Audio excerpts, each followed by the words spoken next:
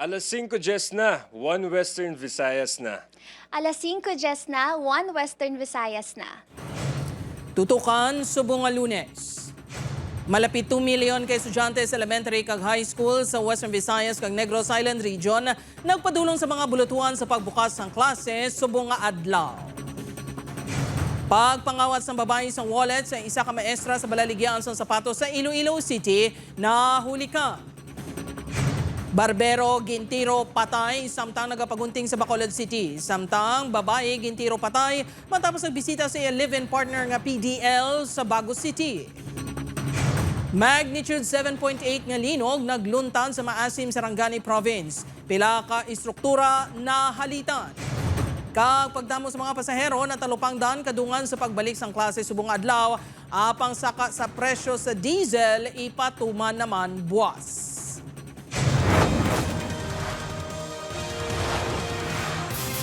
Ini ang GMA Regional TV, 1 Western Visayas. Mayong hapon mga kapuso. Sa nagapanguna nga balita, school year 2026-2027 nagsugod na subong nga adlaw. Masobra 8,000 o kung 814,000 ka learners sa Western Visayas nagbalik eskwela. Kakulang sa classrooms nagapabilin nga problema sa mga bulutuhan sa rehiyon. Ini ang gintutukan ni Kim Salinas. Temprano pa naghimos ang grade 12 student nga si Chris Lee sang Iloilo City National High School. Agud magtambong sang flag ceremony sa first day of school subong adlaw. Excited ako makita ko liwat ang akong mga class suliton ko na gid ni kay last year ko na nangadan. Si Chris Lee ang isa sa masobra 814,000 ka learners sa Western Visayas nga nagbalik eskwela sa pagsugod sa school year 2026 to 2027. 6,477 ka mga learners ang na-enroll sa Iloilo City National High School. Problema sa eskwelahan ang kakulang sang 40 pa ka classrooms. Bangod sini, nagpatigayon sang shifting of classes ang grade 7 to 9. Mapatindog na sila within this year. Duha ka 12 classrooms, so that makes 24. And then we have 10 classrooms within this year. Sa Santa Barbara National Comprehensive High School, may pila ka estudyante nga sa idalom sang kahoy lang nagaklase. Ang konkreto nga dingding sang hagdan ng ilang blackboard. 4 pa ka classrooms ang ilang kinahanglanon suro sa assistant school principal. Ining stock room, i-convert namon ini into classroom.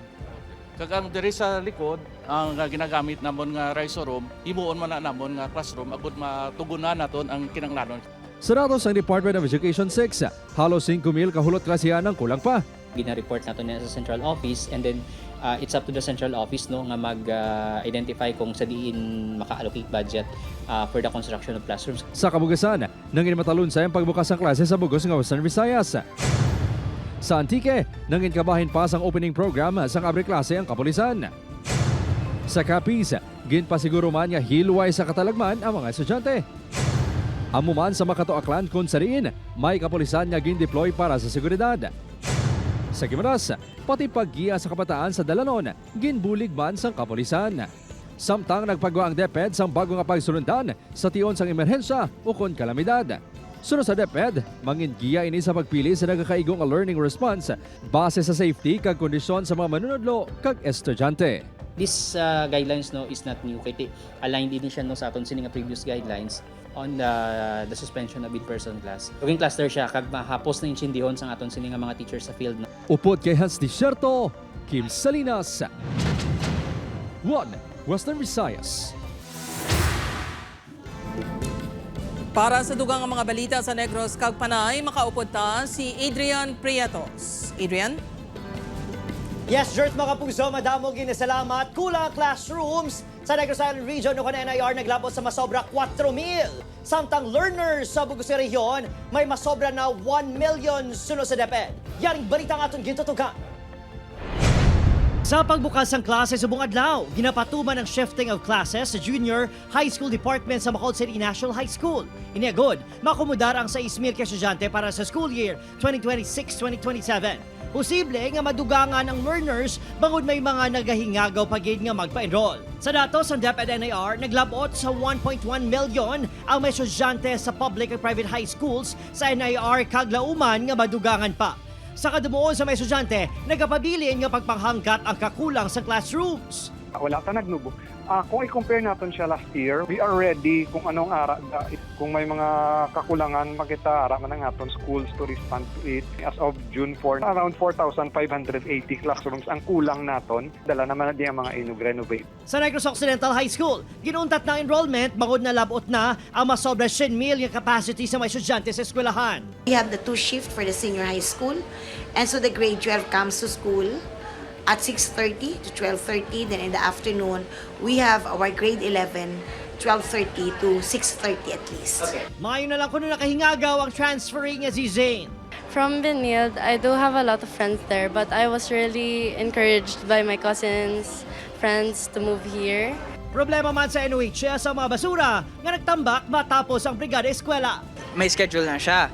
So, gaayo kami na sir nga every other day, makuha na siya tani ang amon basura. And subong, sulat kami, request kami letter nga mabutangan kami di bin. Nagdangop na sa LG yung eskwelahan para makuha ang mga basura sa bulutuan. Upo kay Herald Icahn, Adrian Kratos, 1 Western Visayas.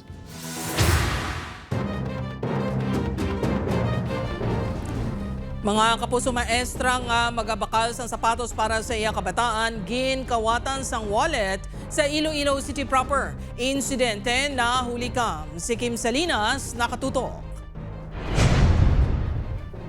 Makita sa saning kuwasang CCTV nga madamos ang tao nga nagabakal sa saning balaligyan sa sapatos. Inimangod sang pagbukas ng klase sa buong adlaw. Isa sa mga nagabakal ang maestra nga si Arian nga nakaputi bayo kay naka-backpack. Samtang nagapili ini, nag-abot ang babae nga nakaputi nga t-shirt kag kalo. Nagpalapit ini kay Arian kag pasimple nga ginbuksan ang backpack. Nagpakuno-kuno pa ini nga nagapili man apang sang makatsyempo na. Ginbalikan sa niyang biktima kag ginkuot ang wallet sa bag. Ginbilin sa sospek ang ginpili nga sandal kag gilayon nga nagpalagyo. Natabo ang insidente sang Sabado sang hapon sa Iloilo City proper. Suno kay Ma'am Arian, masobra 5,000 pesos nga cash kag mga identification cards ang unod sang iya wallet. Ang nataban nga korta, inugbakal paguntani sa sapatos sa mga kabataan sa nga nag-eskwela.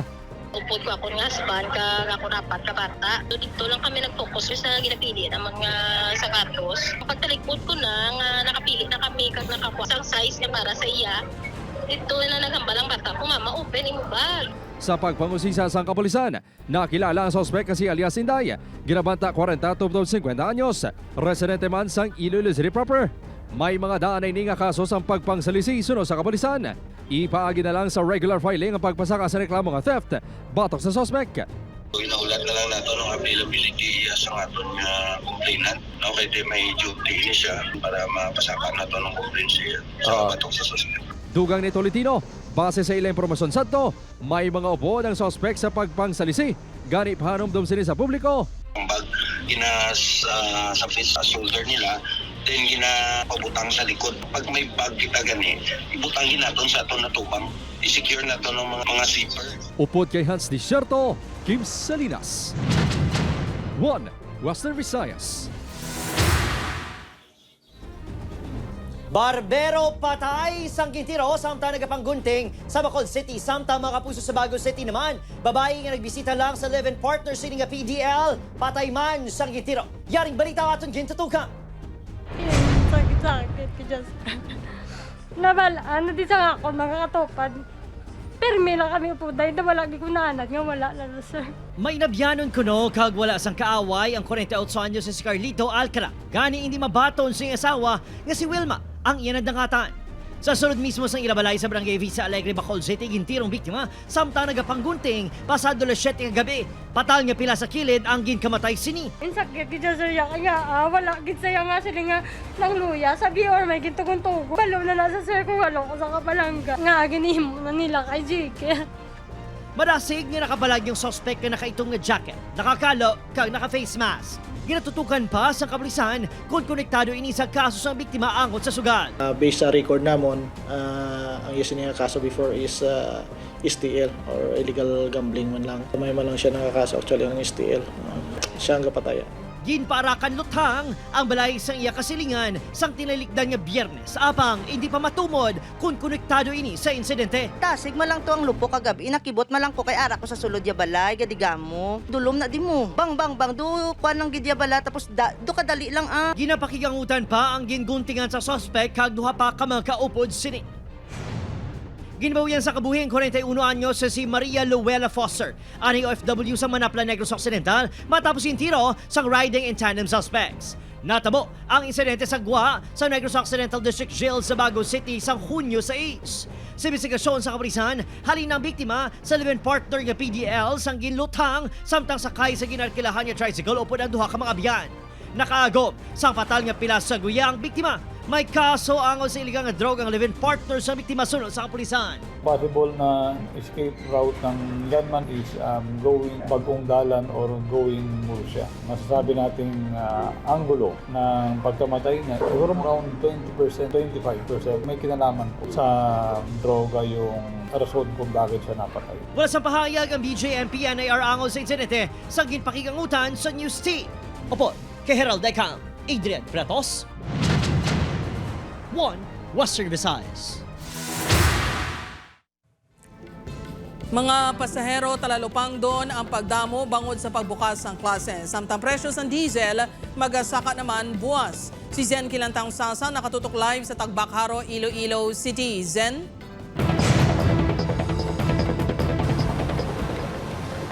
Jert, bantaha para sa mga PUJ driver ang pagbalik na sang klase subong nga adlaw apang pila sa ilang nagakabalaka bangod sang oil price adjustment nga ipatuman sa buwas. Kadungan sa pagbukas ng klase, nagdamo man ang pasahero bangod sa mga estudyante nga nagasulod sa mga eskwelahan subong nga adlaw. Ngani para kay Manong Hill nga nagabiyahe sa Mohon Arevalo nga jeep, oportunidad ini nga magdugang man ang ilakita. Nagalaom ini nga makabawi na sa biyahe sa masunod nga mga inadlaw. Halin sa masobra duha ka bulan nga pag-antos sa magamay nga pasahero kag mataas nga presyo sang gatong. Medyo okay naman mama kaysa dating klase daw ano man may ginansyaon ka man nga masking gamay lang man. Apang sa piyak sang pagdamo sang pasahero, madugangan naman ang presyo sang diesel buwas. Ipatuman sa mga oil company ang ginabulubanta 3 pesos tugtog 4 pesos kada litro nga saka sa presyo. Gani may mga driver nga nagkakabalaka nga bangod sini mabuhina naman ang ilang ginalauman nga income. Ang driver nga si Robert 500 pesos na lang kuno ang ilakita kada adlaw. Umpisa sa nagsigisigi ang saka sa presyo sang gatong. Ginansya mo to magkapag sa krudoy. Mabuhay naman ang ginansya. Good news naman para sa mga nagagamit sa gasolina. Bangod maganumo ang presyo sang 1 peso and 50 centavos tubdob 2 pesos and 55 centavos kada litro.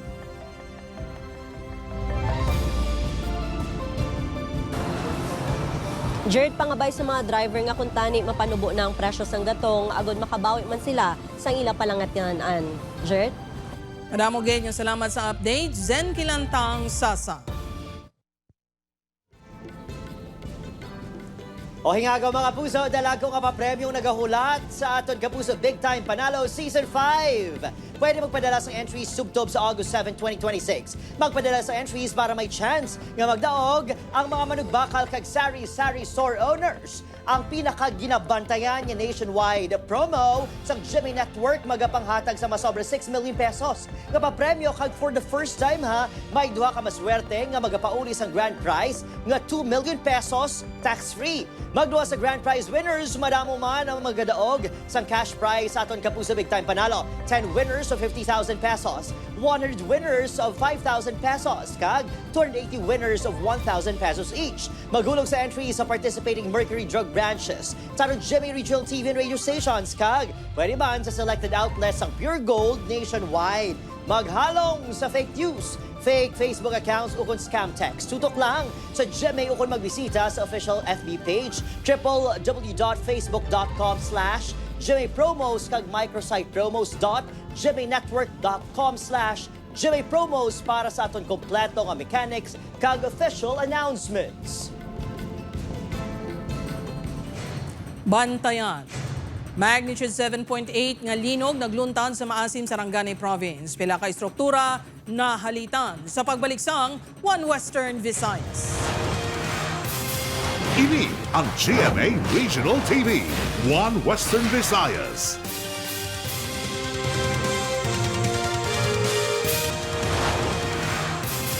Ini ang GMA Regional TV, One Western Visayas. Mga kapuso, magnitude 7.8 nga linog sa Sarangani Province nagtugas ang madamo nga kahalitan. Kasubong nga kakusog nga linog tuman kadelikado sa tiyon nga mag-igo sa Panay Island sunod sa Volks. Si Zen Kilantang Sasa nakatuto. Nagkalarumpag ang pila ka establishmento matapos gintayog sang magnitude 7.8 nga linog ang dako nga bahin sang Mindanao kaina sang aga. Sa maasim Sarangani ang natumod nga epicenter sang linog. Bisan sa Davao City, napuhag ang mga estudyante kag manunudlo sa nagtayog samtang naga-flag ceremony. Sa datos ng Office of Civil Defense, hindi magnubo sa 19 katao ang ginbawian sang kabuhi bangod sa linog. Ang pareho kakusog nga linog ang tuman ka peligroso, panangitan nga mag-igo sa Panay Island sunod sa Volks. Posible ini magresulta sa pag-collapse sa mga building, ilabi na kung substandard ang materyales. Magluwas nga makahalit sa mga struktura, posible makatugaman ini sang tsunami. Sa example, very matabol sa Panay Island ang 7.8. Depende na po ang iyang epicenter sa dagat.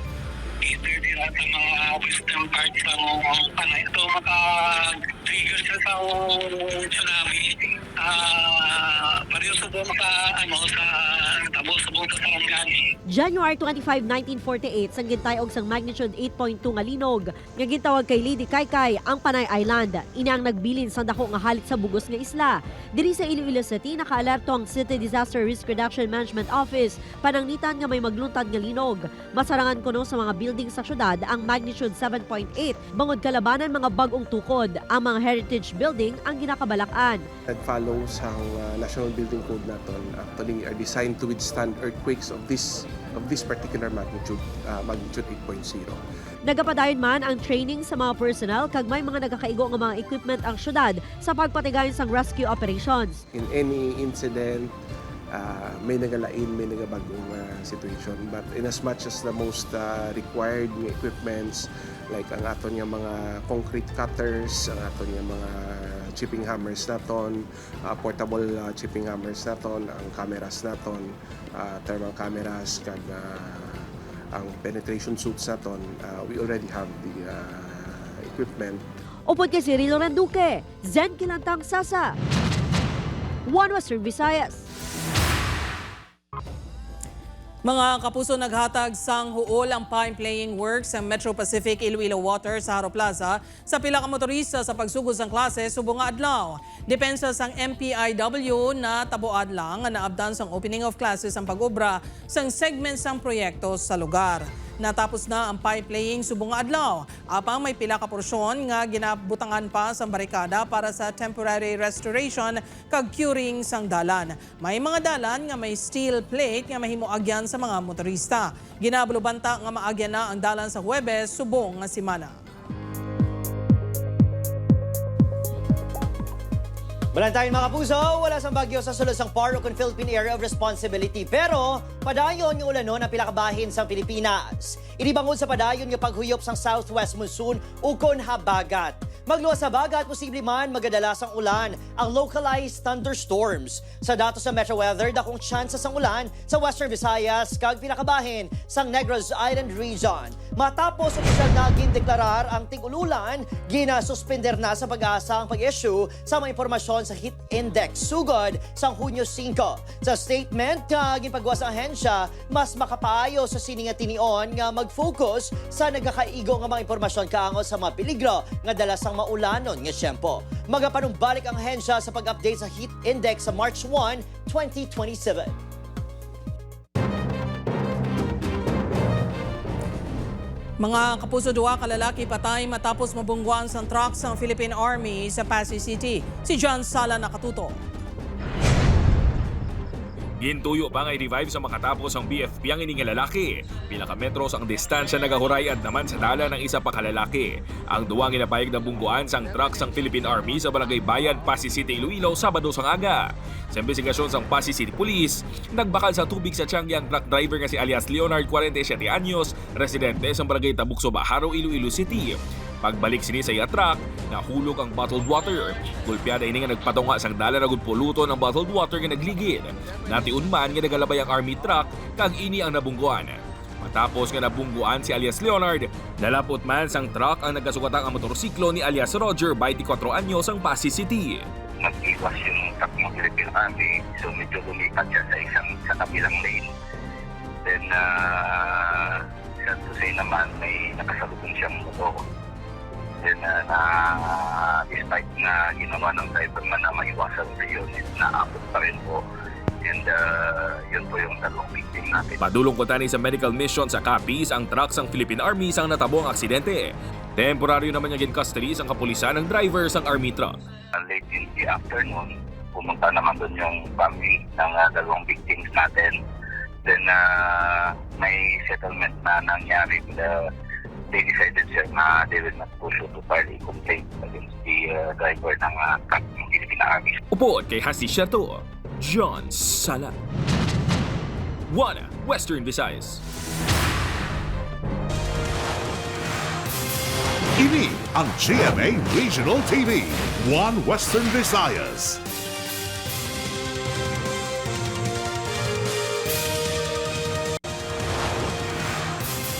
Ini ang GMA Regional TV, One Western Visayas. Mga kapuso, masami nga yellow kag red alert status sa Visayas Grid ginaduso nga imbestigaran sa Senado. Manipis nga supply sang kuryente sa Visayas Grid nagapadayon sunod sa NGCP. Si Zen Kilantang Sasa nakatuto. Plano ni Senate President Pro Tempore Sherwin Gatchalian nga magpatigayon sa inquiry kaangot sa mga yellow and red alert sa Visayas Grid. Paathag sang senador, aluyag sining mahibaluan ang rason sang power interruption sa Luzon kag Visayas, pinaagi sa file nga resolution. Ang plano ni Gatchalian ang ginaabi-abi naman sang NGCP. Mas maayo kuno ini nga tikang agud matutukan ang power shortage.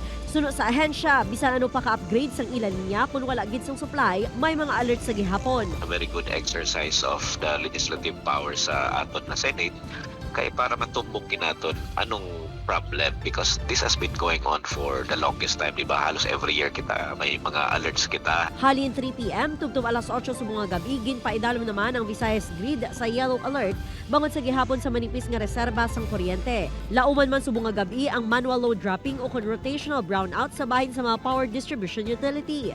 Ang supply we have 2,659 megawatts of available supply or capacity. Kaso ang demand nato is nasa 2,510. Upod kay si Rilo Randuque, Zen Kilantang Sasa, One Western Visayas.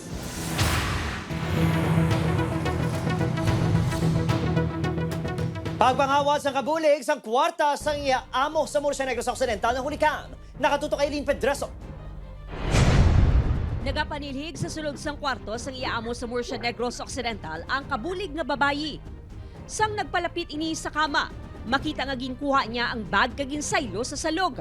Nagpalipod ini, samtang ginaukay ang mga unod sang bag. Nakita mismo sang amo nga si Barbie sa iya CCTV monitor sa cellphone ang ginhimo sang kabulig. Sugo ko siya nga masaka sa babaw, manghimos nga akong kwarto. Pero ang bag ko, ginbilin ko lang sa may gamay nga table sa akong kilid sang bed.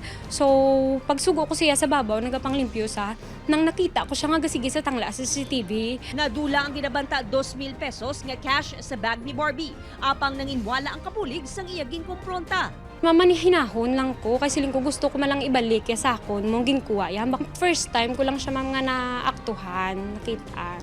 Gin-report sa kapulisan ng insidente, apang ginpahalina ang kapulig nga masobra isa ka bulan pa lang nga nagtatrabaho kay Barbie. Kung aton lang ng taon, possibility is money gid.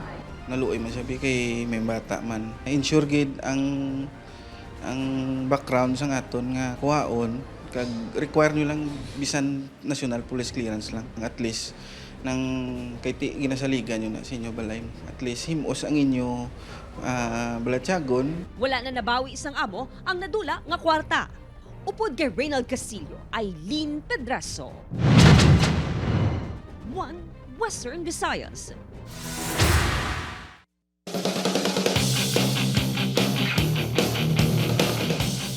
Mga atleta halin sa Santa Barbara National Comprehensive High School, kampyon sa sa Regu category sa Sepak Takraw Secondary Boys sa Palarong Pambansa 2026. Mga atleta, gain pakigbahin kung paano nalabot ang kadalagan. Nakatutok, Kim Salinas.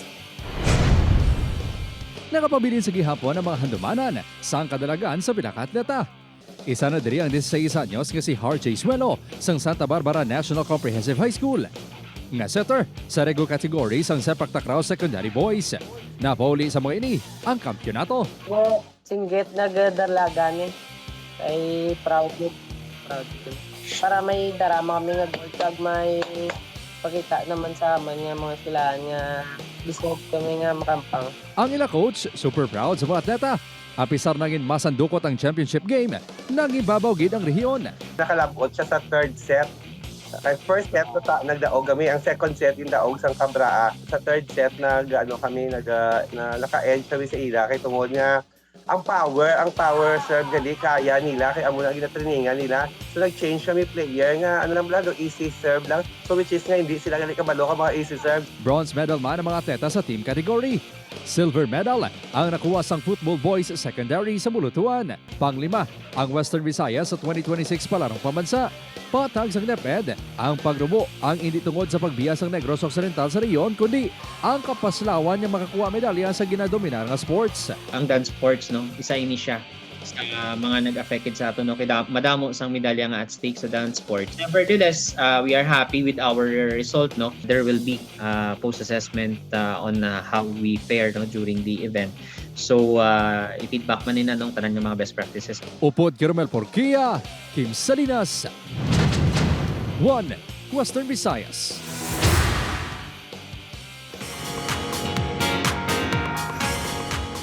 Mga puso, ari na mga dapat bantayan sa The Master Cutter. May mga pangaluyag kay Tunet. Iga-entertain niya bala ini. Nagadamo na nag-target kay Atoy. Paano bala sila batuan sa The Master Cutter? Bantayan na karoon sa atong GMA Prime 8 p.m. pagkatapos ng 24 oras. Samtang nagapadayo ng misyon sa Task Force Firewall sa pagsalbar sa manghod ni Galo, mangin effective bala ang ila strategiya.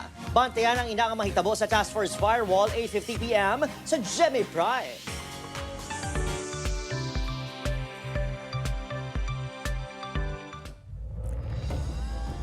Kagina ang mga pinakadalako kag pinakauling nga balita sa Western Visayas kag Negros Occidental. Madamo nga salamat mga kapuso pati na ang mga kapuso naton abroad. Ako si Gertrude Charlatan.